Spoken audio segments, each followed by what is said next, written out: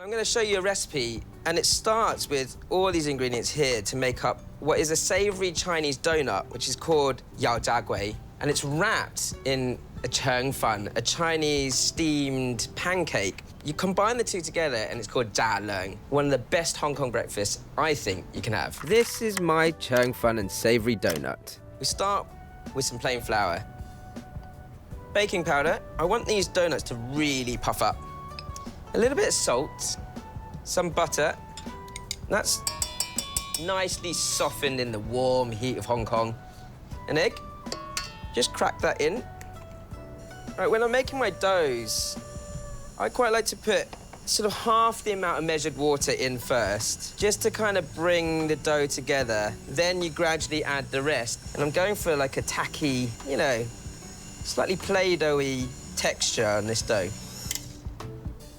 I reckon that is pretty good. Now, even if you've kneaded it in the machine, I always feel with dough that you've got to be able to feel the texture of it to know whether it's right. So a little knead when it comes out of the machine is important. You know, if you can pull it out and it's got this lovely elasticity for a certain amount of time before it breaks, then it's good to go. You kind of form it into a little ball, like so. Place it back into the bowl. Now I've got some oil here that I'm just gonna rub over the edge, and then you just cover it, let it sit before I roll it out.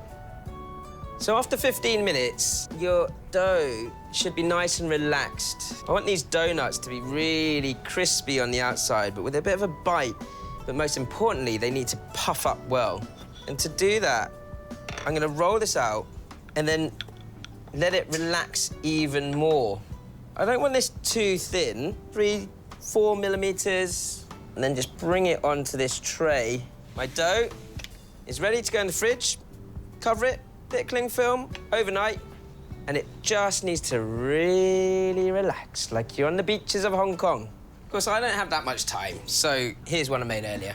I've got to put the more baking powder on so that it gets a really lovely puff up when it fries. So I'm going to show you how to do that and shape it now. I'd say at this point, don't be scared of being generous with that added baking powder, because the absolute key to this is a nice, airy, light donut. Next, I cut the dough. Really lovely and soft, this dough from all that time in the fridge. What I'm going to do now, with the baking powder in the center of my long donut, and that will help to stick it all together.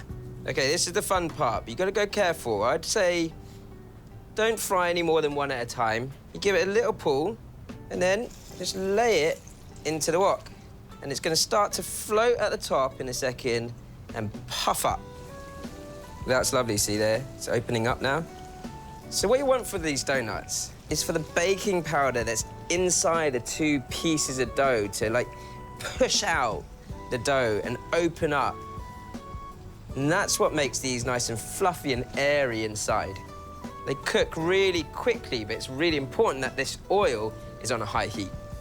190 degrees C works well. But the next thing I'm going to make for this dish, the Zhaliang, is the wrapped donut, is my cheng fan. And it's very reliant on the right flours. I've got some rice flour, some tapioca starch, and some corn flour here. And the combination of the three really works. Rice flour in, tapioca starch, corn starch kind of tightens the whole thing up and holds its shape a little bit better. A little bit of salt. And then I've got a load of water. I'm gonna pour the oil I've got here into the water first. This stops floury, oily lumps from forming. I'm gonna pour all of that over the flour. Give it a mix. It looks very, very watery, and it is. And it has to be, because this has a very unique texture. It should be soft with a little bit of bounce to contrast the crispiness of the fried donuts. It really is as simple as that. That just needs to be covered, pop it in the fridge, about an hour. Of course, I don't have that much time, so here's one I made earlier.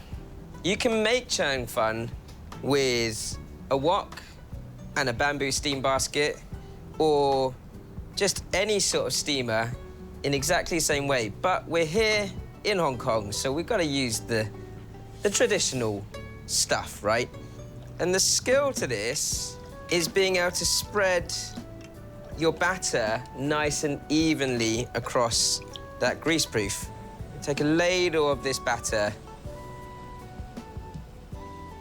and I'm going to take another half, let's say, and see if that works. And then very gently, I'm just swirling my spoon over the top of this until it kind of catches. Now, that's had 3 minutes, and you'll see when you take the steamer off that you get these little bubbles in this pastry, quite jelly-like, this structure. What you do is then you take your donut and your greaseproof sort of to fold over your donut. I'm going to cut this through and show you guys the inside of this pastry. The very traditional way of doing this is 3 types of sauces. So we've got hoisin sauce, which you kind of drizzle over the top. We've got sesame paste. This is kind of like the Chinese tahini. I've just got some added toppings here. I've got some pickled ya chai, which is a type of Chinese green. Quite like this sort of crunch that you get from this. Sesame seeds, toasted variation works really well. Nice, finely chopped spring onion. And then this here is just soy sauce, light soy sauce, mixed with some hot water and a bit of sugar. And that just gets drizzled over at the very end. My incredibly complicated Zhaliang, the ultimate Hong Kong breakfast.